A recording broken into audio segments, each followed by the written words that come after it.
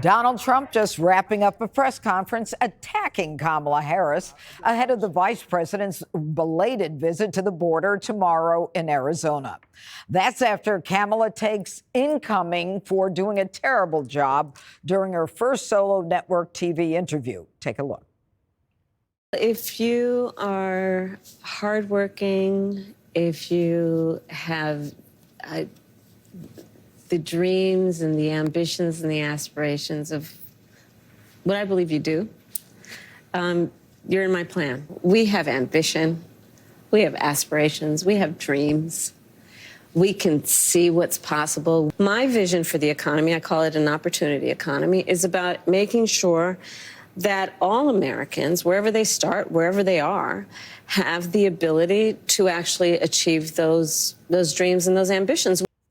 But she did tell us about her new favorite word. And looking holistically at the connection between that and housing, and looking holistically at the incentives we in the federal government can create for local and state governments to actually engage in planning in a holistic manner that includes prioritizing affordable housing for working people. Okay, Dana, I don't know if you heard it. I know I didn't. Did she give us an answer to whether or not we're better off now than we were 4 years ago? She walked all the way around it and used all the words holistically in order to get there. So you just saw a huge contrast, right? So she does one interview with a friendly interviewer, her first solo interview after she became the nominee 65 days ago. She cannot answer a question with actual sentences and words and punctuation. And it kind of pains me to say it because I think, what have you been doing for 4 years? Do you not have any set of principles or an understanding of one? First of all, she doesn't have any way to she has not figured out how to separate herself from Biden. And then Biden yesterday said she was there every step of the way. Yeah. She's completely linked with me. The media is so hungry for any sort of attention that even the New York Times today basically laughed at her interview. Mm-hmm. If you look at the local press, which was in Pittsburgh where her speech was yesterday, there's nothing on the front page of the local paper about it because there was no news in the speech. Then you go to President Trump. He started at 5:44, gave a long speech. Then he took questions on all range of issues without a teleprompter, without notes, in a way that says he has a grasp of what he's talking about. You might not like how he answers it, but he can answer the question. He has a set of principles from which he makes decisions. And I think at this point, the Democrats should just be hoping that she continues to hide in plain sight. I know she says she wants to debate him again, but I think that might be a really bad idea at some point for her if you're her team. And I want to have a debate here. I'm not saying that I don't. I'm just saying tactically, I don't know if it's a good idea. You know, Jessica, yesterday on The View, Joe Biden said she was with me every step of the way. And yet she's trying to separate herself, saying that she's the changed candidate. Joe Biden isn't doing her any favors. No, she's not just saying that she's the change candidate. The American public thinks that. So in the latest set of polling, she's 9-10 points up on who represents change. And we know from the debate that her most effective line was, "I am not Joe Biden." So obviously they didn't conference about what he was going to say there. I do think it gives her foreign policy bona fides that she needs to step into this role. But, if you want to say she said holistically 3 times within 40 seconds, sure, that did happen. But if people were watching the interview, they also heard that she's going to give tax cuts to 100 million people, that you're going to get a $6,000 child tax credit, that she's going to build 3 million new housing units, that she's not going to, quote, apologize for going after corporations, that you can actually raise the corporate tax rate. And we heard from Donald Trump on a range of issues, which did include the border, but also that Nancy Pelosi should be prosecuted for January 6th. Hunter Biden's laptop always makes an appearance. Ukraine is gone. And then my favorite, praising Operation Wetback.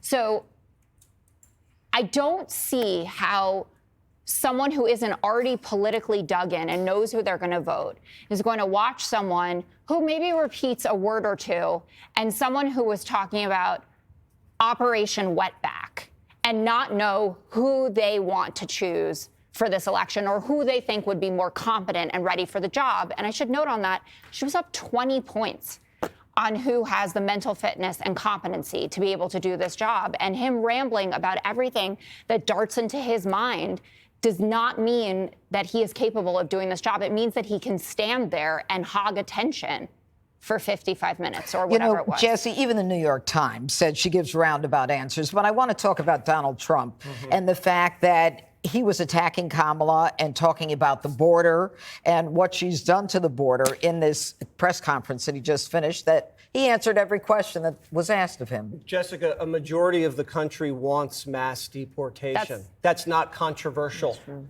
it's a vast majority of the country. You say that she wants tax cuts for the middle class. She's not proposing tax cuts. She's just proposing keeping the Trump tax cuts for the middle class. No one's going to get an additional tax cut under Kamala Harris. It just stays the same for those people. She says she wants to build homes. How's she going to do that? She build, what, 8 car charging stations? $7 trillion for 8 car charging stations. This woman can't build anything. The guy spent his whole life building something. I'd rather go with this guy. She says dreams, ambitions, opportunity, aspirations. These are the words that Obama's people told her to say, because she can't talk about her record. She can't talk in specifics about what she's going to do. She doesn't really know what she's going to do. She's just a basic woman from California who just ran through the machine all the way to the top. And now I feel bad for her. She's not ready for this. She's not ready for the job she has. She's not ready for the job she wants. We're not ready for her. She's not doing well. These interviews are going really poorly. She was asked a specific question about how are we going to make housing more affordable? And she says she's going to give money to state and local governments and it's going to be holistic. What does that mean? She's going to build yoga studios, Jessica? Healing crystals? You love yoga. Ayahuasca studios? What does that mean? She's going to give money to state and local governments in a holistic way for transportation needs, and it's going to help housing. She doesn't have a grasp on anything. She didn't even know Biden kept Trump's tariffs on China. She says inflation's a crisis and then blamed Trump. She says the border is a crisis and then blamed Trump. She said the border was fine 3 years ago. She said the border was fine for 3 years, and now it's a crisis. She can't blame Trump for her border crisis. She let 20 million people into the country. And the worst line of the whole thing, Jessica, she said the American dream is dead. She's in power now. She said the American dream is dead. All right, Greg. You know, Kamala refused to explain how she was going to pay for the $1.7 trillion spending plan that goes along with what her plan is. And the news from the Wall Street editorial board, they say that Harris's plan is Bidenomics 2. Well, damn those people at the Wall Street Journal. Look, consumer confidence is down. It's up. No, it's down. It's down. September, check your stats. And what changed? It was up 6 months in a row. She became the nominee. Also, the public sees what's happening, which is that she's not just the Democrat candidate. She's being pushed as the next president by the media, the government, Hollywood, the deep state, all the usual suspects. That is making the American public very pessimistic because they see that they may not have the choice that they want. She is so dismal. And the election has become close because so much effort is being put on her behalf. Democrats survive on ill-defined terms. So, fair share. Can you define it? No. It's a political subjective phrase to disguise theft. Change. Do you want change? Yes. Do you know what change? There's good change and there's bad change. Right now, we're living in bad change. Illegal immigration, crime, cashless bail, that's change. But it's bad change. So when someone says she's the change candidate, it's absolutely meaningless. Just like holistic. That was a rhetorical safe word. She was saying it so she could make Stephanie stop hurting her. All right. Wait, I'm not done. Okay. Excuse me. But I want to compare this to Trump. Trump does talk a lot. There's no question about that. But within everything he was talking about was deeds. He was talking about deeds. People are voting for Trump because of deeds. Those who are supporting Harris are doing so for words. The problem is she can't even put effort into those words. She's no Obama. She's oh brother. Rule was serving up softballs, and it was like Harris wanted T-ball. And I understand that you may not like Trump's answers, but at least he respects you enough to answer them. Yeah. When I listen to her, I see somebody that is so ambivalent that she doesn't respect the people enough to answer the questions. I've never seen somebody so uncomfortable and irritable trying to express joy and hope. You know, she reminds me of the HR coordinator who's finding 7 different ways to tell you that you're fired. And then she feels bad that she has to do it. I'm so sorry, but I have to tell you. But it's like, it's kind of, I'm with you. I feel sad when I hear it. And if I were the American public, I would be really worried that you're going to get something that you didn't vote for. All right. Let's go to other news that President Trump just reacted to. The mayor of New York City blaming Biden after a bombshell indictment. The feds slapping Eric Adams with 5 corruption charges, accusing Adams of seeking out and accepting bribes, including over $100,000 in free flights and other ritzy perks from foreign nationals. And then claiming he fraudulently got $10 million in public funds. The mayor declaring his innocence and vows to fight the charges. The commentary, the demonizing. This did not surprise us that we reached this day. And I ask New Yorkers to wait to hear our defense before making any judgments. From here, my attorneys will take care of the case so I can take care of the city. My day-to-day will not change. I will continue to do the job for 8.3 million New Yorkers that I was elected to do. Everyone that knows me knows I follow campaign rules and I follow the law. Jesse, Trump said he predicted this. Do you think there's some truth that this is directly related to Adams's response to the migrant crisis? I have no evidence, but that doesn't stop you. I'm going to tell you I do think so. And he was one of the ones that spoke out against Biden. And if you speak out against Biden, you get punished. Menendez spoke out, got punished. Adams spoke out, got punished. Trump got more than punished. So I can't prove it, but they have all his phones. They have all of his entourage's phones. Is it the worst thing in the world in terms of political scandals? No. But the guy did accept tons of money from straw donors. You got a foreign guy, a bunch of them, from Turkey. They want to donate and grease the mayor, but it's illegal. You can't do it. So they just get a bunch of other people in America to take briefcases of cash and do it for them. Same thing with the Americans. They just do that, straw donors. But then he gets flight upgrades. So that's like $100,000 in flight upgrades.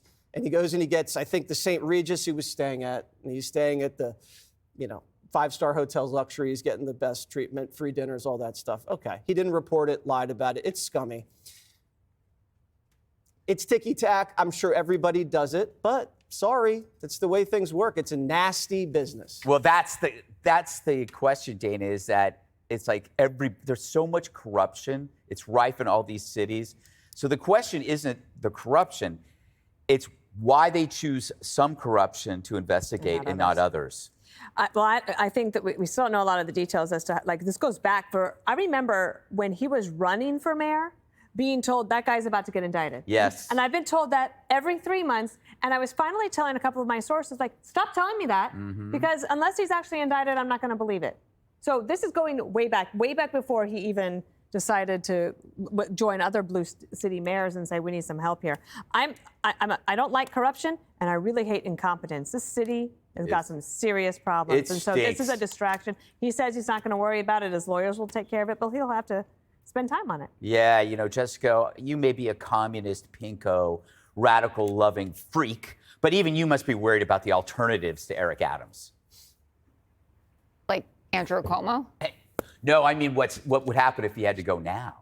Well, there would be a special election, and I think it's quite feasible that Andrew Cuomo would throw his hat in the ring, and I think I know that they're good friends, but an indictment is different than just trying to take your friend's job. If Kathy Hochul removed him, which I see no evidence that she's going to do that, but I think that New Yorkers would probably want a candidate as close to a Bloomberg type as possible. Because the city was cleaner. There were enough beds for every homeless person in the city, and it operated a lot more smoothly. Last word, Judge. What say you? If incompetence were the reason to indict a mayor, Bill de Blasio should have been indicted last year. Let me tell you something about the problem with the weaponization of the Department of Justice, which is the department behind this indictment. Once they start weaponizing against political opponents, you then question, even someone like me will question whether or not this is something that was motivated based upon the fact that Mayor Adams was critical of the White House because of the migrants. And I thought the same thing that Donald Trump did last year. Let me tell you something. I was a public official, and you have to sign a disclosure every year. I mean, what did you get a gift for $75? What most of this indictment is about is, oh, instead of economy class, they put them in first class. And you know what? That's worth $15,000. I don't like the straw donors. I don't like the fact that, you know, they got money in, that there was a match in New York City. That's a problem. But this whole thing with the New York City Fire Department, apparently there was a skyscraper and the Turkish consulate wanted to get into the skyscraper, and it hadn't yet passed fire safety inspection. So what does Adams do? He says, look, can you move it along? Now, maybe they were about to do it the next day. I don't know. Maybe there was something wrong. I don't know. But you know what? There's a smell to this indictment. And as a DA and a prosecutor, I hate saying it, but it's true. All right, one more. Hey, Sean Hannity here. Hey, click here to subscribe to Fox News YouTube page and catch our hottest interviews and most compelling analysis. You will not get it anywhere else.